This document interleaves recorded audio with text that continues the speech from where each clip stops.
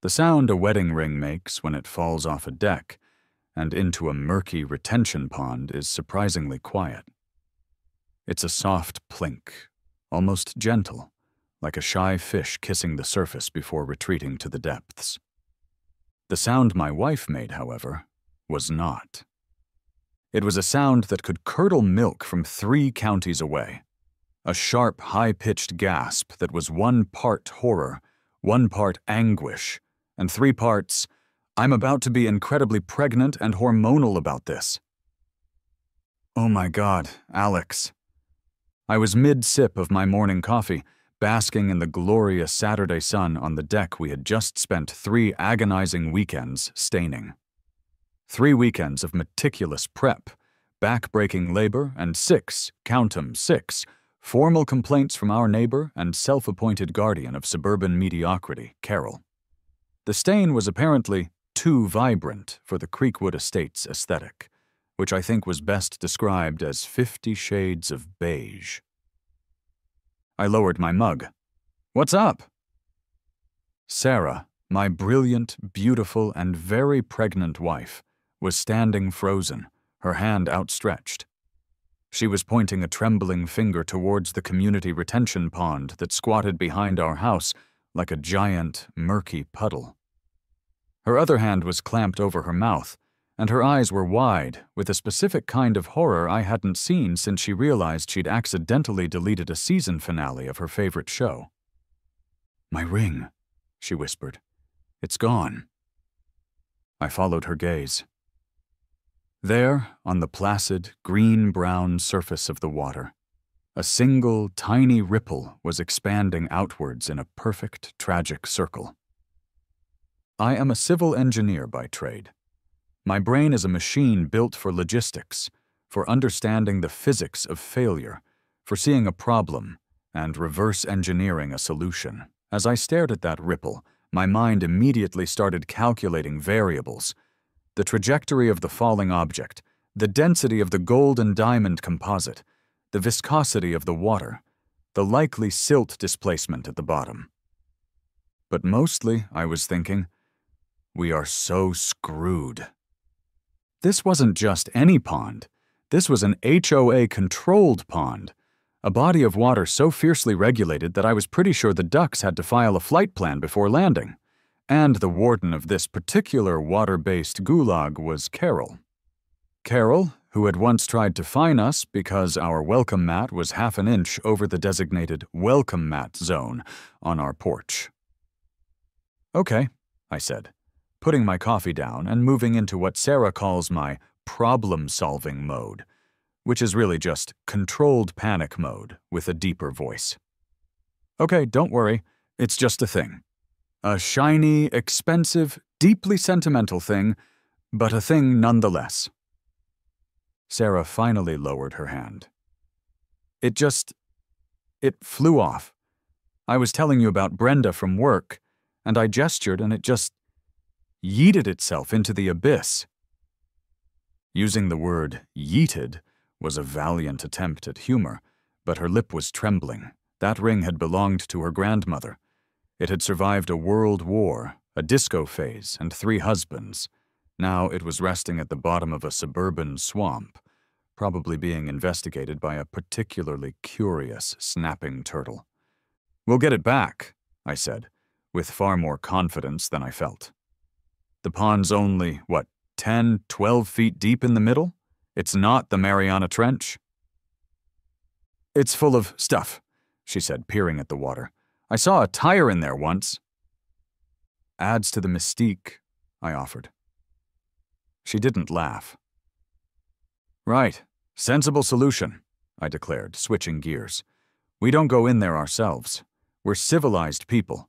We hire other people to go into scary water for us. We'll call a dive team, a professional recovery service. They have metal detectors and wetsuits and probably a very blasé attitude about tires." Sarah's face brightened immediately. The panic receded, replaced by the calm, rational logic that made her such a terrifyingly effective lawyer. "Oh, that's actually a great idea. It's insured, but I don't want the money. I want the ring. Exactly. I pulled out my phone, a sense of relief washing over me. This was easy. This was a simple transaction, a problem that could be solved with a credit card. Within 10 minutes, I had Scuba Steve's Salvage and Recovery on the line. Yes, they could do it. Yes, they had an underwater metal detector. Yes, they could be there in 2 hours. The price was steep, but compared to the price of my wife's happiness and my continued existence, it was a bargain. I hung up the phone feeling like a hero. I had faced the abyss and outsourced the solution. This, I thought, was peak modern masculinity. 2 hours later, a clean white van with Scuba Steve's on the side pulled up. 2 guys, who looked less like Steve and more like a couple of burly, bearded dudes named Chad and Tanner, hopped out. I met them at the curb, feeling a sense of smug satisfaction. And that's when she appeared. It was like a shark sensing a drop of blood in the water, only in this case, the blood was a commercial vehicle parked on a residential street. Carol materialized on her porch, her posture ramrod straight, a 3-ring binder clutched to her chest like a holy text. "Good afternoon, Alex," she said, her voice dripping with the false pleasantry of a cobra asking for a dance. "Carol," I nodded. "Beautiful day." "It was," she said, her eyes flicking to the van, then to the 2 divers who were starting to unload their gear. "What is all this?" "Just a minor situation," I said cheerfully. "My wife's ring took a little swim. These fine gentlemen are here to retrieve it." The divers, Chad and Tanner, gave her a friendly wave. Carol did not wave back. Her eyes narrowed into slits. "They are not," she stated, as if declaring a divine proclamation. She marched down her perfectly manicured walkway and planted herself directly in front of the community access path, a small gravel trail that ran alongside my property to the edge of the pond. "I'm sorry?" I asked, my heroic feeling beginning to curdle. She tapped the binder. Her holy scripture. Section 7, Paragraph 4 of the Creekwood Estates Homeowners Association Covenants, Conditions, and Restrictions clearly states, "No commercial vehicles, including but not limited to contractor vans, delivery trucks, or mobile businesses, shall be permitted on, or to unload equipment onto, any designated common area footpaths." I blinked. Chad and Tanner exchanged a look. "Ma'am," Chad said, his voice patient, "we're just going to walk some gear down to the pond. We're not driving on the path." "Unloading equipment onto the path," she repeated, emphasizing each word as if speaking to a particularly dense toddler. "You are standing on the street, which is public, but the second your little scuba tank touches that gravel, you are in violation." I couldn't believe it. "Carol, be reasonable. It's a wedding ring. It will take them 20 minutes. "Reason has no place where the bylaws are concerned," she said, a chillingly honest statement.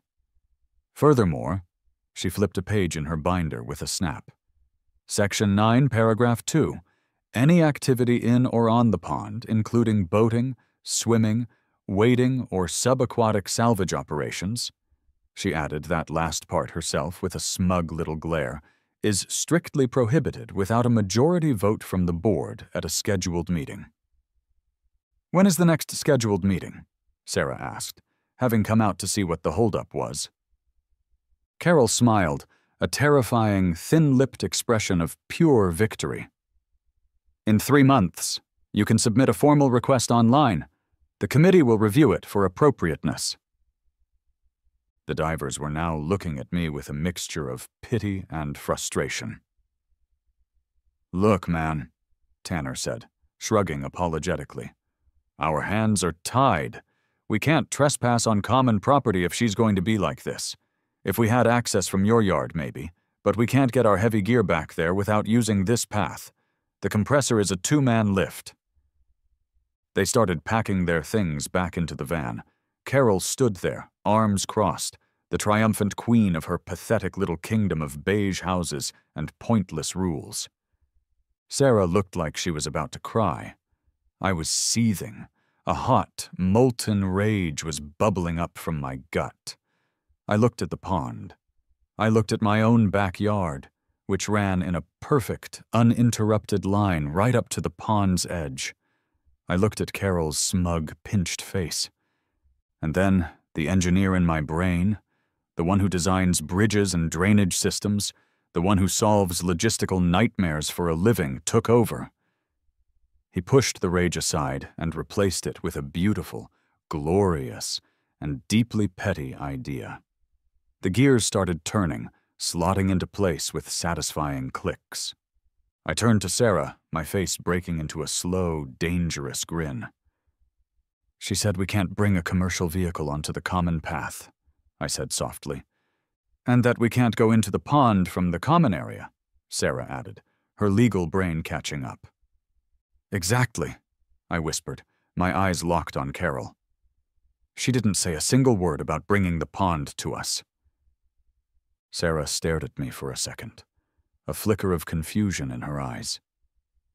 Then she understood.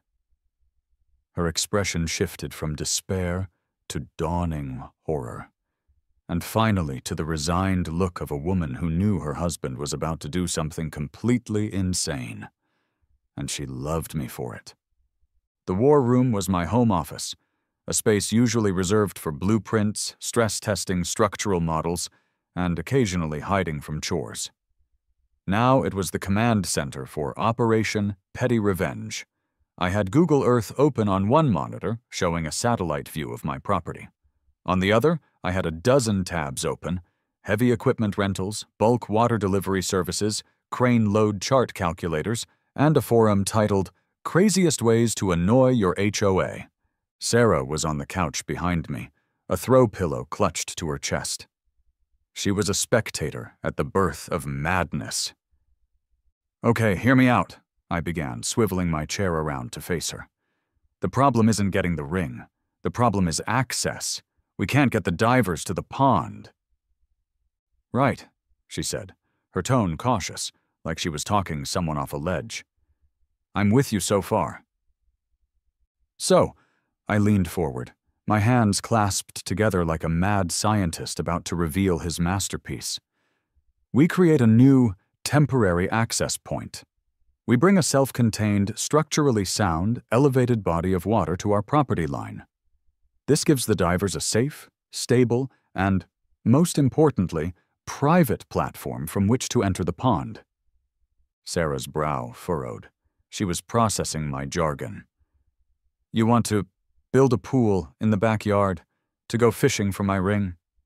"No, not build. That would take weeks and, permits and stuff," I said dismissively. "Rent. Think of it less as a pool and more as a mobile aquatic access platform." I was proud of that one. It sounded official. It sounded engineered. I swiveled back to my computer and pulled up a website. On the screen was a picture of a large, rectangular, steel-framed structure with a thick vinyl liner. It was the kind of thing you see at county fairs for dunk tanks or at firefighter training facilities. Behold, the 10,000-gallon portable reservoir. They deliver it on a flatbed. They deliver it to the street, Alex. How do you plan on getting a 10,000-gallon swimming pool into our backyard? I grinned and clicked to the next tab. It showed a picture of a massive yellow crane. "With that," I pointed at the screen, "we hire a crane.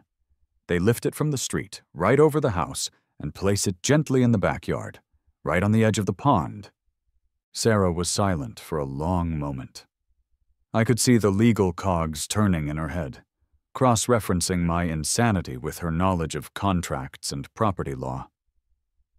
"Okay," she said slowly, getting up and coming over to look at the screen. "Okay, this is certifiably insane, but..."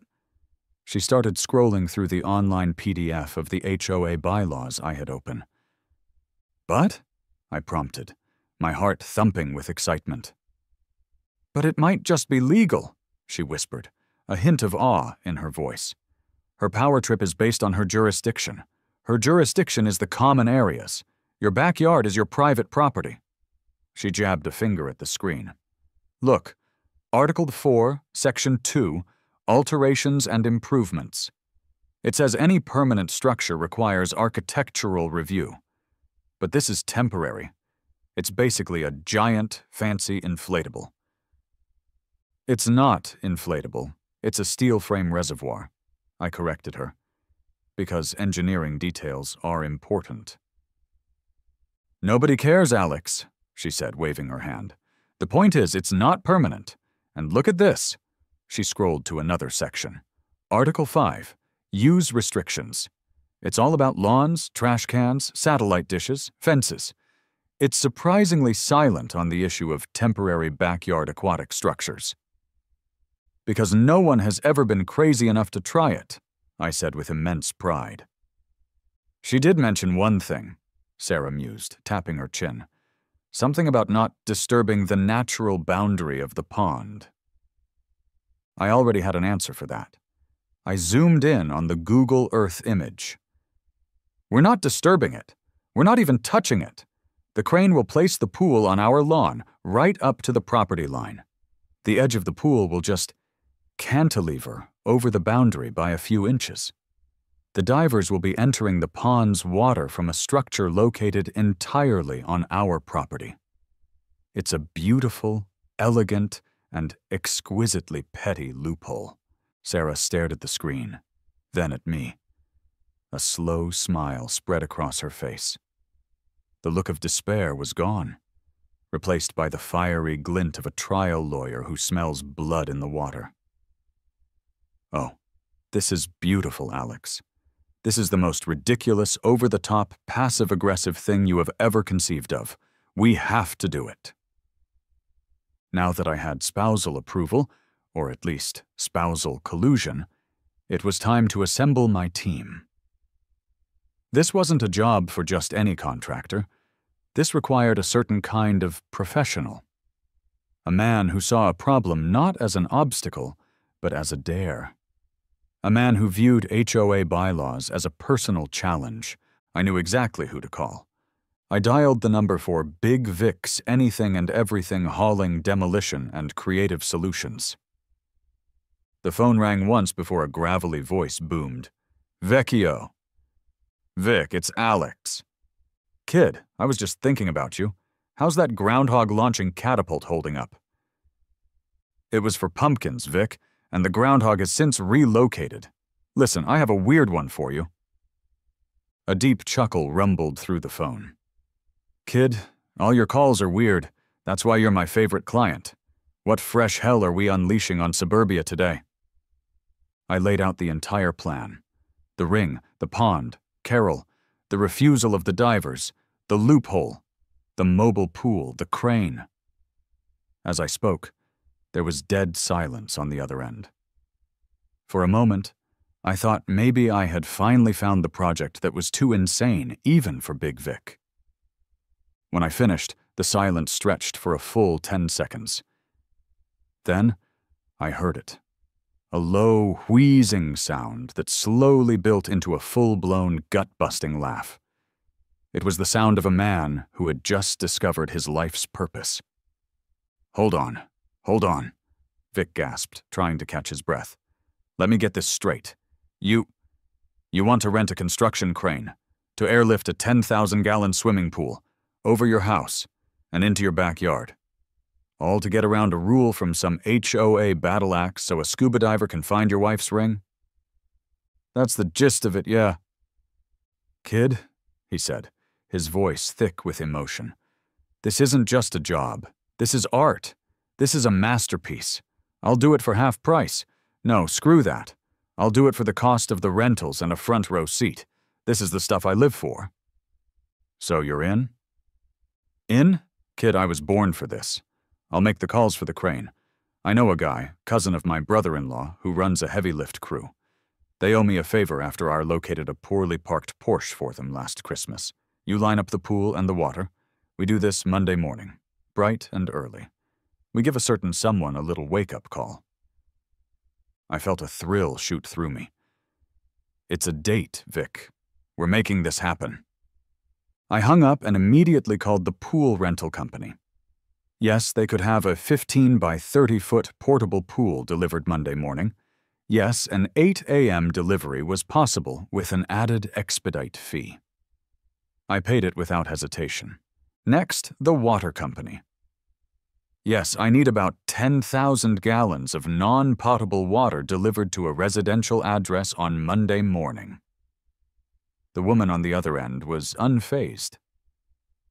"Filling a pool?" she asked. "Something like that," I said. "Call it a strategic reservoir." By the time I was done, my credit card was whimpering, but my soul was singing. The plan was in motion. The pieces were moving. Monday was coming, and with it, a reckoning for Creekwood Estates. Sarah came into the office with 2 beers. She handed one to me, a glint in her eye. "To malicious compliance," she toasted. "To malicious compliance," I repeated, clinking my bottle against hers. It was going to be a glorious weekend of anticipation. Monday morning broke with the kind of peaceful, golden light that was just begging to be shattered by the rumble of heavy machinery. At 7 a.m. sharp, it began. A low, guttural growl echoed through Creekwood Estates, the sound of a diesel engine that had no business being in a place where the loudest ambient noise was usually a retiree's sprinkler system. I was on my deck, coffee in hand, a general surveying his battlefield. Sarah was at the window, filming on her phone. As promised, a massive flatbed truck, the kind that usually hauls bulldozers, was slowly, carefully navigating our quiet suburban street. On its back was a giant, folded-up metal contraption that looked like a collapsed transformer. Heads started popping out of houses. My neighbor on the left, a friendly accountant named Dave, just shook his head and went back inside. My neighbor on the right, Gary, a retiree whose entire existence was a quiet war against HOA tyranny, emerged onto his porch with a folding lawn chair and a thermos. He gave me a slow, deliberate nod of approval. And then there was Carol. Her front door flew open as if propelled by the sheer force of her indignation. She stood there in her pink silk robe, her hair in curlers, her face a mask of pure, unadulterated outrage. Right on cue, a cherry-red Ford F350 dually roared up and parked behind the flatbed. The driver's side door opened, and Big Vic Vecchio emerged. He was a mountain of a man, 6'4" with a barrel chest, a magnificent salt and pepper beard, and arms thicker than my legs. He wore a grease-stained Big Vic's t-shirt and a grin that could scare a shark. He took one look at the situation, spotted me on the deck, and gave me a thumbs up. Then, the second truck arrived. It was the crane. It wasn't just a crane. It was a monolith, a towering yellow beast of steel and hydraulics that looked like it could lift my entire house and shake it for loose change. It began the process of deploying its outriggers with a series of powerful, ground-shaking thumps. This was too much for Carol. Robe flapping behind her like a cape of fury, she stormed across her lawn. "What is the meaning of this?" she shrieked, her voice cracking the morning calm. "You cannot park this monstrosity here. This is a residential street." Big Vic, who was directing the crane operator with a series of complex hand signals, didn't even turn around. He just held up a clipboard. "Got the permit from the city right here, ma'am," he boomed over the hum of the engines. "Temporary street obstruction for residential delivery. Perfectly legal. Paid for it Friday. Now, if you'll excuse me, we're on a tight schedule, and my cousin Vinny here gets cranky if he doesn't have his coffee." He gestured to the crane operator, a man who looked even bigger and more intimidating than Vic, who gave Carol a flat, disinterested stare before returning his attention to his controls. Carol was sputtering, momentarily defeated by the unexpected appearance of actual paperwork. She was used to wielding her binder of arbitrary rules, not confronting municipal permits. She pivoted her attack. "You can't bring that thing into this neighborhood." Vic finally turned to face her. He was a solid foot taller than her and outweighed her by at least 200 pounds. He looked down at her, his expression one of mild curiosity. "Ma'am, my client has ordered a temporary recreational structure for his private property. I am the licensed and insured contractor tasked with its delivery and assembly. Unless you have a court order, I suggest you step back. This equipment has a wide swing radius." The first stage of the lift began. Huge straps were hooked around the folded pool frame. The crane's engine revved, and with a groan of protesting metal, the massive structure was lifted from the flatbed. It rose into the air, a 10,000-gallon promise of petty revenge, swinging slowly and majestically over my driveway. Gary, my neighbor, had now cracked open his thermos and was providing a running commentary for his Facebook Live feed. "And we have liftoff, folks. The Eagle is in the air. Carol's face is currently the color of a fermented beet, I tell you. This is better than the time the squirrels got into her attic. Much better." The crane operator was a true artist. He navigated the massive load over my roof with inches to spare, the shadow of the pool sliding across our shingles. Vic was in my backyard now, directing the placement with the precision of an orchestra conductor. With a final, gentle hiss of hydraulics, the pool was lowered into place. It landed on the lawn with a soft thud, its back edge perfectly aligned with my property line, hanging just a few inches over the murky water of the pond. Vic's two-man crew swarmed it immediately, unfolding the heavy-duty vinyl liner and snapping it into place. It was at this precise moment of triumph that the inevitable happened. A black-and-white cruiser rolled silently down the street and parked behind Vic's truck. Carol's face lit up with vindictive glee. "Oh, thank goodness, officers. This man," she pointed a trembling, accusatory finger at me as I walked down to the street, "is building an illegal structure. It's a gross violation. It's a hazard." Two officers got out. The first was older, with a weary, seen-it-all-before mustache and a name tag that read Miller. The second was younger, sharper, with a "what have we got here" glint in his eye. His tag said Evans. "Okay, folks, what's the issue here this morning?" Miller asked. His voice a flat monotone that suggested this was already the highlight of his shift, and not in a good way. Before Carol could launch into another tirade, I stepped forward, holding a neatly organized folder. "Morning, officers," I said calmly. "No issue at all. Here's the street obstruction permit issued by the city, the rental agreement for the temporary structure, a copy of the town ordinances regarding non-permanent structures on private property, none of which this violates, and a copy of the HOA covenants, just for context." I handed the folder to Officer Evans, who took it with a slightly surprised look. Miller's mustache twitched. "Sir," Evans said, flipping through the documents. "What exactly is this?" "It's a mobile aquatic access platform," I said, using the term I'd practiced. It sounded even better out loud. Miller's eyebrows shot up. What now?" Sarah, my brilliant legal eagle, chose that moment to make her entrance. "My husband is a civil engineer, officer," she said, her voice calm and professional. She placed a gentle hand on her very prominent baby bump, a move that was both factually accurate and strategically brilliant. "He's very precise. We needed a safe, stable way for a professional recovery diver to access the pond to retrieve my wedding ring. Unfortunately, the HOA bylaws, as enforced by that woman there," she gestured coolly at Carol, "prevented the divers from using the designated common area access path on Saturday." Carol shrieked, "It's a swimming pool! It's not allowed!" Officer Miller's gaze moved from the giant pool in my backyard to the neat stack of paperwork in his partner's hand, to my pregnant wife. and finally to Carol's furious, beet-red face. You could almost see the gears turning in his head as he put the story together.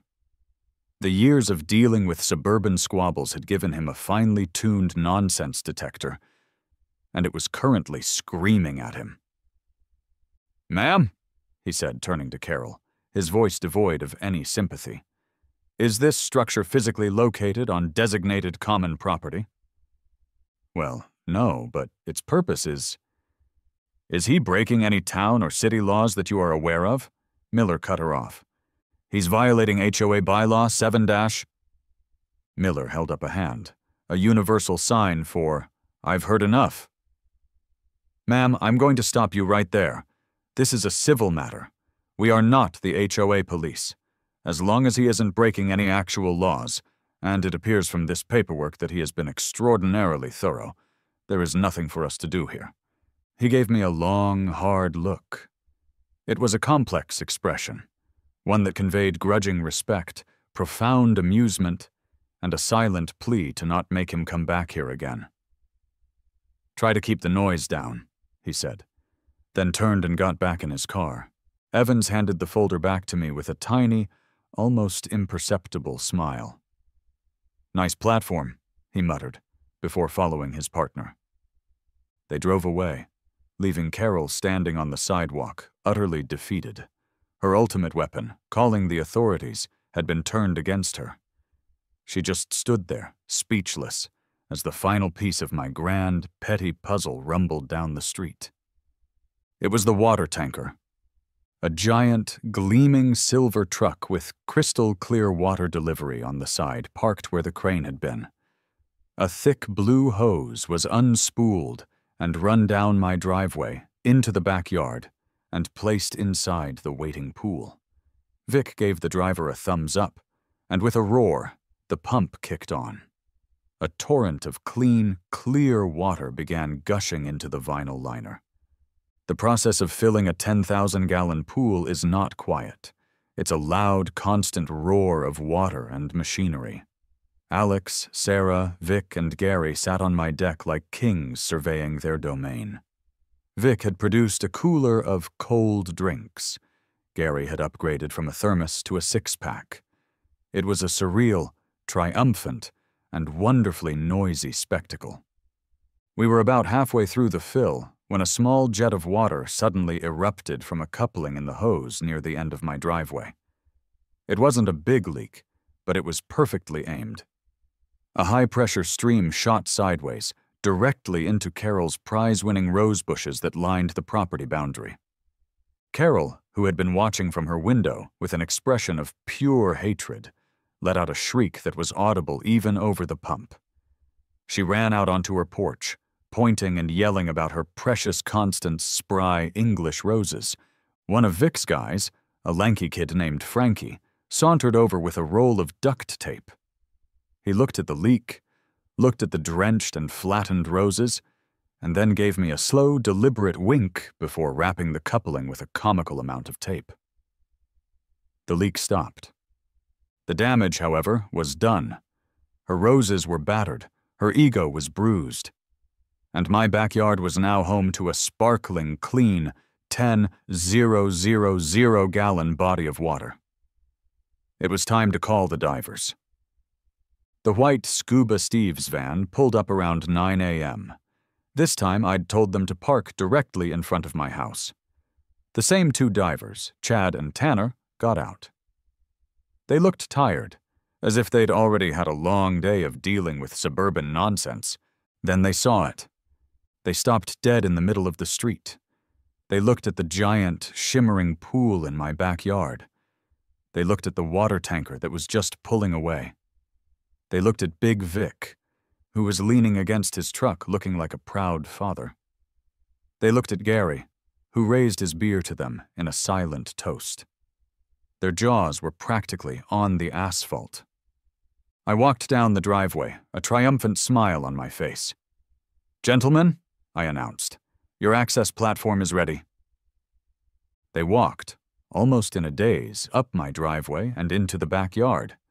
They stood at the edge of the deck, peering into the crystal-clear water of the mobile pool. Below it, they could see the murky, unwelcoming surface of the pond. Tanner slowly turned to me, his eyes wide with disbelief. You did all this? For us? I did this for my wife, I said, putting an arm around Sarah, and to facilitate a safe and efficient work environment for esteemed professionals such as yourselves. Chad, the lead diver, let out a bark of laughter. A safe and efficient work environment. I love it. He shook his head, looking from the pool to me. Man, I've been doing this for 20 years. I've recovered everything from sunken boats to a guy's prosthetic leg. I have never, ever, in my entire career seen anything like this. He clapped me on the shoulder. You, my friend, are an absolute legend. The atmosphere was festive.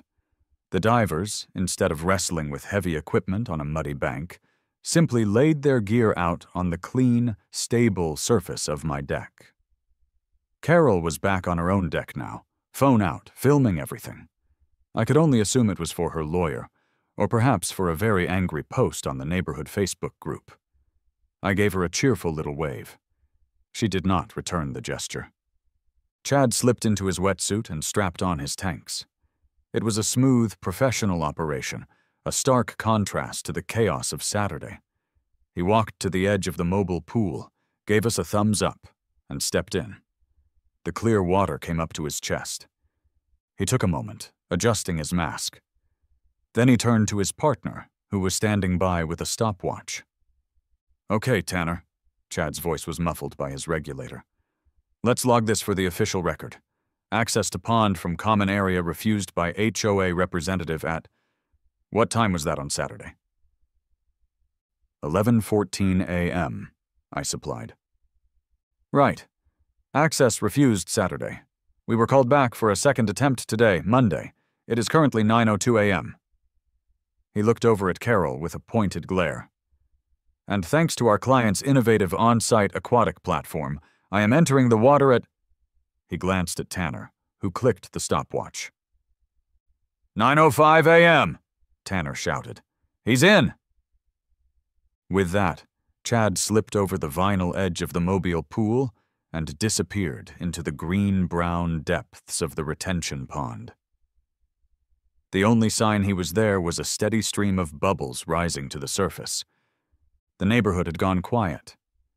The hum of the crane and the roar of the water pump were replaced by a tense, expectant silence. All eyes were on the pond. My neighbors, Dave and Gary, were there.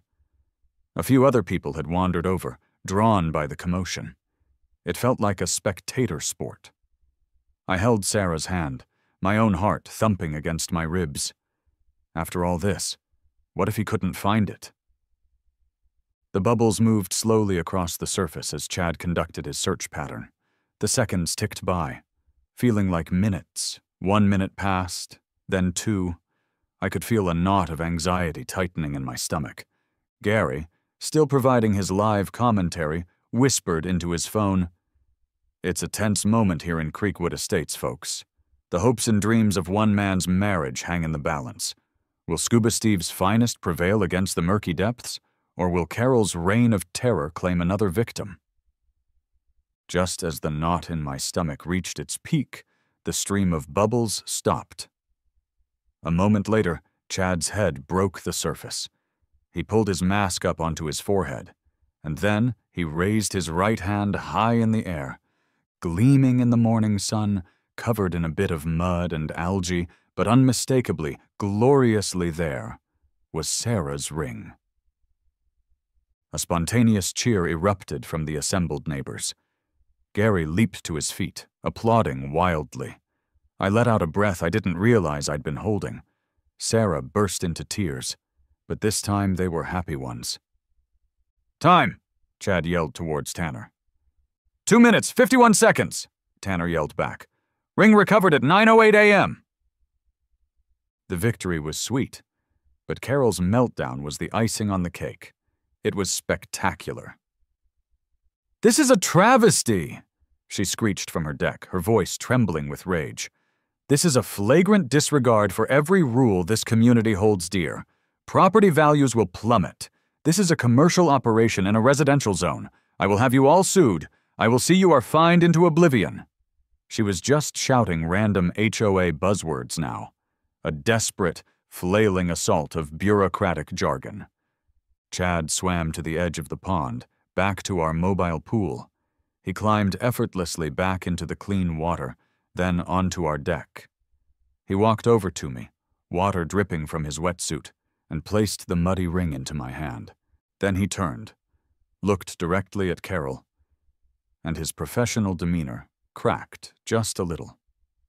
"Ma'am," he said, his voice carrying across the lawns. For the record, this was the safest, most professionally accommodating, and most creatively engineered solution to an access problem I have ever encountered. This man here, he pointed a wet, gloved finger at me, solved a problem your petty bureaucracy created in less than 48 hours. Instead of fining him, you should be giving him a damn award for innovation. That was the final blow. Defeated, humiliated, and utterly outmaneuvered in front of half the neighborhood, Carol let out a final, strangled gasp of fury. She turned, stormed back into her house, and slammed her sliding glass door so hard I was surprised it didn't shatter. The battle was over. We had won. The teardown was the victory lap. The whole operation went into reverse with the cheerful efficiency of a job well done. As the divers packed their gear, Chad pulled me aside. "Seriously, man, that was epic. We're putting this in the company newsletter." He handed me their business card. "If you ever need anything recovered from anywhere, no matter how weird you call us, first 5 minutes are free for you." Next was the water. Big Vic, with a theatrical flair, supervised the draining of the 10,000-gallon pool. A wide-bore hose was placed at the edge of my lawn. "Gotta be careful with the runoff," Vic declared loudly, for the benefit of anyone listening from Carol's house. "Don't want to cause any erosion to the pond bank." Unfortunately, about halfway through the draining, the hose developed a sudden, mysterious kink. It whipped sideways, sending a tidal wave of clean water directly across the property line and into Carol's meticulously mulched flower beds. "Whoops!" Vic yelled, with all the sincerity of a cartoon villain. "Frankie, you klutz, secure that hose!" Frankie, the lanky kid, wrestled with the hose, winking at me again as he struggled to get it under control. By the time he did, Carol's prize-winning petunias were submerged. It was a beautiful, accidental piece of collateral karma. With the pool empty, the crane, which had been waiting patiently, fired up its engine one last time. The frame was folded, lifted, and swung back over the house, a triumphant retreat. Big Vic and his crew had the entire site cleared in under an hour. He walked up to me on the deck, wiping his hands on a rag, a look of deep satisfaction on his face. "Kid," he said, clapping me on the shoulder so hard I nearly stumbled. "If you ever get tired of designing storm drains and retaining walls, you got a job with me. We'll start a new division, Creative Confrontation Consulting. Has a nice ring to it." He handed me a folded piece of paper. The invoice. I unfolded it with a sense of dread. The numbers were staggering. Crane rental, heavy lift operator surcharge, pool rental, expedite fees, water delivery, Vic's own logistical management, and moral support fee.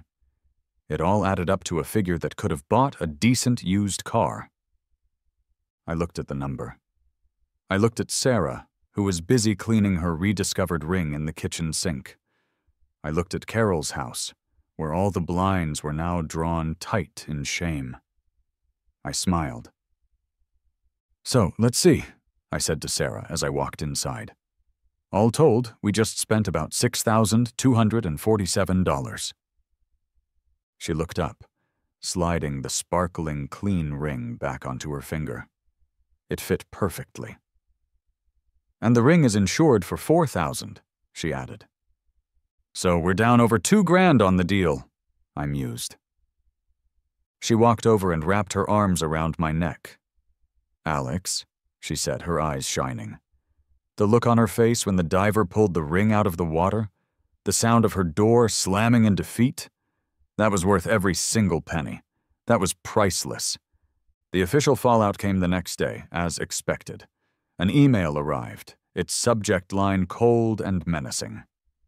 Official notice of bylaw violation and penalty assessment. It was from the HOA board, though I knew the words had been dictated by a fuming Carol. It detailed my egregious violations: erecting an unapproved temporary structure, engaging in commercial activity, creating excessive noise, and a new one, unauthorized discharge of a large volume of water. The fine was set at $1,500, payable within 30 days. I forwarded it to Sarah with the message, "They have chosen war." She replied a minute later, "Let me handle this." An hour later, I was copied on the response she sent to the entire HOA board of directors. It was a work of art. 2 pages of polite, professional, but absolutely merciless legal prose. She began by acknowledging their email and then systematically dismantled every single claim. She cited the specific bylaw regarding permanent structures and contrasted it with the documented temporary nature of the mobile aquatic access platform. She pointed out that all commercial activity was for the sole purpose of retrieving personal property, an act necessitated by the HOA's refusal to grant reasonable access. She attached copies of the city permits to counter the noise complaint. The final paragraph was the kill shot.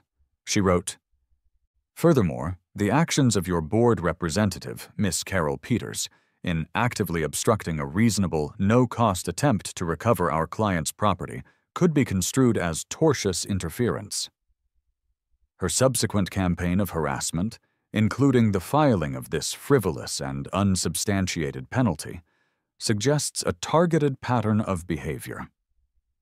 While we hope to resolve this matter amicably, we are fully prepared to explore all available legal remedies, including a civil suit for damages and harassment against both the association and Miss Peters personally. She signed it with her full name, followed by ESQ. The effect was instantaneous. Less than 30 minutes after she hit send, my phone rang. It was the HOA president, a mild-mannered accountant named Tom, who I suspect had been bullied onto the board by his wife. "Alex," he said, his voice strained. "Tom Patterson here. Listen, I just saw the email from your wife. There's been a terrible misunderstanding." "Oh?" I said, enjoying myself immensely. "Yes, the board has reviewed the situation. We are rescinding the fine immediately, completely waived. We apologize for any inconvenience. Carol was overzealous. She was not acting with the full authority of the board in this matter." I could practically hear him sweating through the phone. "We are counseling her on the proper scope of her duties, and we're adding an agenda item for the next meeting to clarify the bylaws regarding reasonable access for emergencies. Again, my deepest apologies. It was a total, unconditional surrender." The story spread through the neighborhood like wildfire.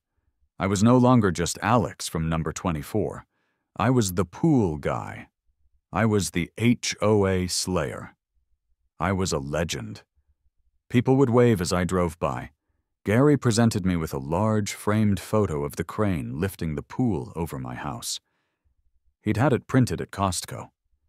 The inscription on the bottom, written in gold marker, read, "To the legend of Creekwood. Never surrender." Emboldened by my victory, a quiet rebellion began to brew. The man across the street put up a flamingo, a bird strictly on the HOA's prohibited lawn ornaments list. When Carol confronted him, he calmly explained it was his emotional support flamingo. Another neighbor, fined for his basketball hoop being the wrong color, repainted it in the exact shades of the American flag and dared the board to call it non-compliant.